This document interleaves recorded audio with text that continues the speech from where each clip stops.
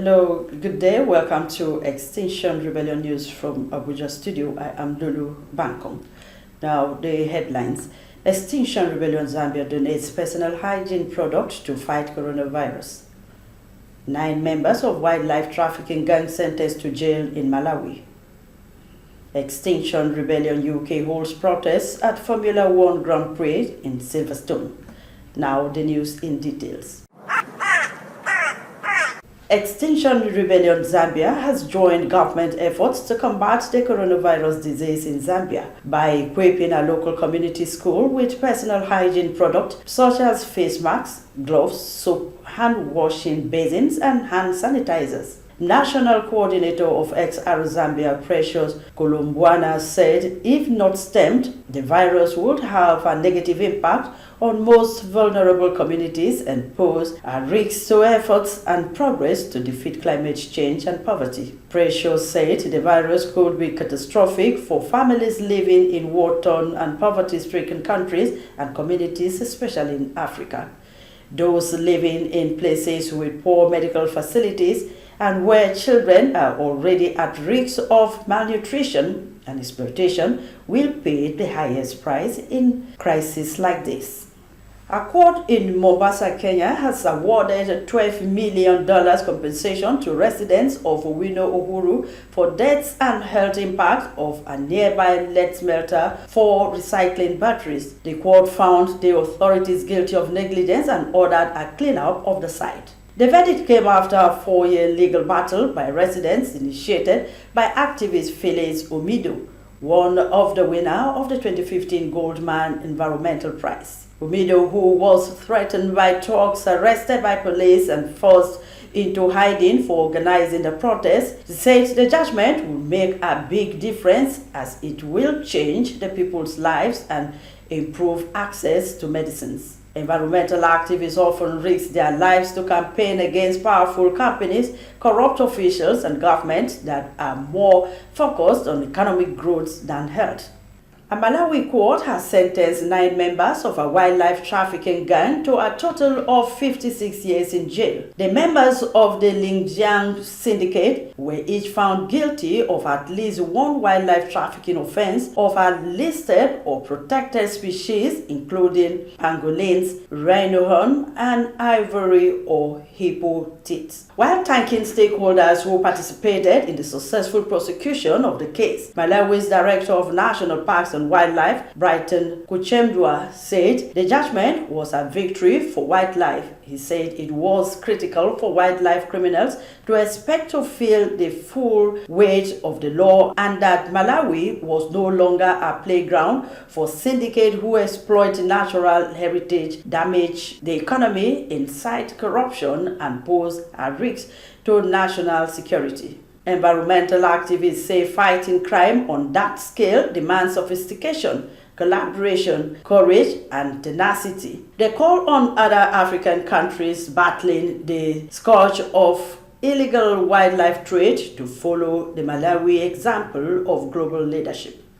Liberia has become the 100th nation to ratify the Kigali Amendments to the Montreal Protocol, an international agreement to curb the use of climate-warming hydrofluorocarbons, providing a welcome boost to global climate action. The amendment targets a massive reduction in the use of hydrofluorocarbons, which became a widely used refrigerant substitute for ozone-depleting substances that have been phased out under the Montreal Protocol. HFCs are climate-warming gases with significant global warming potential.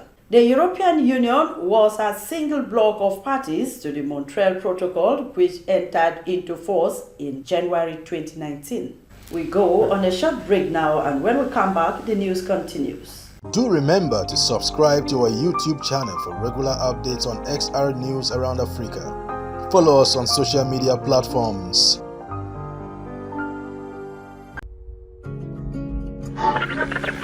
All of this with the global warming and that, a lot of it's a hoax. It's a hoax. I mean, it's a money-making industry, okay?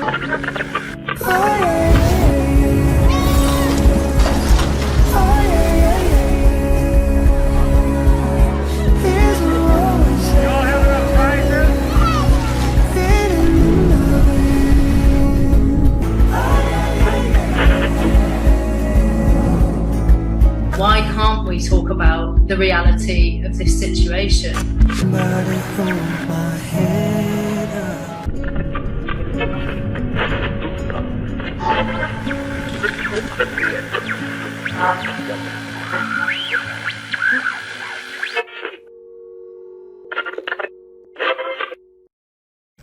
Welcome back. You are still on to Extinction Rebellion News from Abuja.